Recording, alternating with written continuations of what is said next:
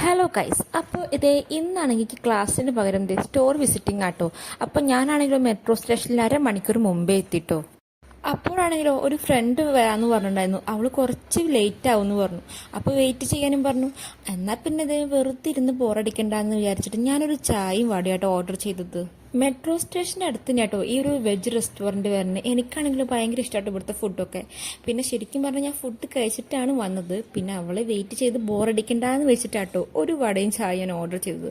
അങ്ങനെ അതെല്ലാം കഴിച്ച് ഞാൻ നേരത്തെ മെട്രോ സ്റ്റേഷനിൽ എത്തിയപ്പോൾ പിന്നെ ഒരു മെസ്സേജ്, ഒരു 5 മിനിറ്റ് കൂടി വെയിറ്റ് ചെയ്യണമെന്ന്. അപ്പം പിന്നെ ദേ ഓരോരോ മെട്രോ പോകുന്നത് ഇങ്ങനെ നോക്കിയിരുന്നു കേട്ടോ. അങ്ങനെ ഇതേ അവളും വന്നിട്ട് നമ്മൾ അടുത്ത മെട്രോ കയറി നമ്മൾ ദീപാഞ്ജലി മെട്രോ സ്റ്റേഷനിലോട്ട് ഇറങ്ങി. ഇവിടുന്ന് ഏകദേശം ഒരു 800 മീറ്ററൊക്കെയിലോട്ട് നടക്കാൻ. പിന്നെ ബസ് കയറി പോവുകയാണെങ്കിൽ എന്തായാലും ട്രാഫിക് കിട്ടും. അവനെ ട്രാഫിക് ഒന്ന് ഒഴിവാക്കാൻ വേണ്ടി തന്നെയായിട്ട് നമ്മൾ നടന്നു പോകാമെന്ന് വിചാരിച്ച്. അങ്ങനെ നമ്മൾ നേരെ എത്തിയത് യൂറോ വിനീർ വേൾഡിലേക്കാട്ടോ. ശരിക്കും പറഞ്ഞാൽ മെറ്റീരിയൽസിന്റെ ഒരു കലവറ തന്നെയാട്ടോ ഇത്. ഈ ചേട്ടനാട്ടോ നമുക്ക് എല്ലാം എക്സ്പ്ലെയിൻ ചെയ്തത്, ഫുൾ ഡീറ്റെയിൽസും അതുപോലെ തന്നെ എന്തിനാണ് ഏതിനാണ് എത്ര തിക്നെസ് എല്ലാം ഡീറ്റെയിൽസ് ആയിട്ട് തന്നെ പറഞ്ഞു തന്നു കേട്ടോ ഈ ചേട്ടൻ.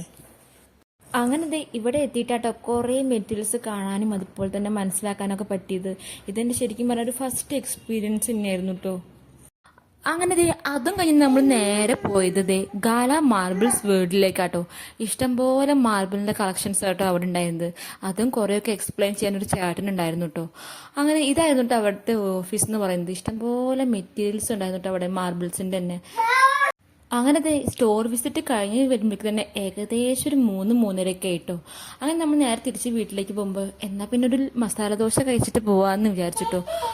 രാവിലെ പോയ റെസ്റ്റോറൻറ്റിലേക്ക് തന്നെയാട്ടോ ഞാൻ വൈകുന്നേരം പോയത്. കാരണം എൻ്റെ ഫേവറേറ്റ് റെസ്റ്റോറൻറ്റ് തന്നെയാട്ടോ അത്. അങ്ങനത്തെ നമ്മൾ മസാല ദോശയും അതുപോലെ തന്നെ അത് ചായ എത്തിയിട്ടുണ്ട് കേട്ടോ. അങ്ങനത്തെ എല്ലാം കഴിച്ച് കഴിഞ്ഞിട്ട് നേരത്തെ ബസ് സ്റ്റോപ്പിലേക്ക് പോയപ്പോൾ ബസ്സാണെങ്കിൽ 1/2 മണിക്കൂർ ലേറ്റ് ആയിരുന്നു. അവിടെയും ചെറിയൊരു പണി കിട്ടി.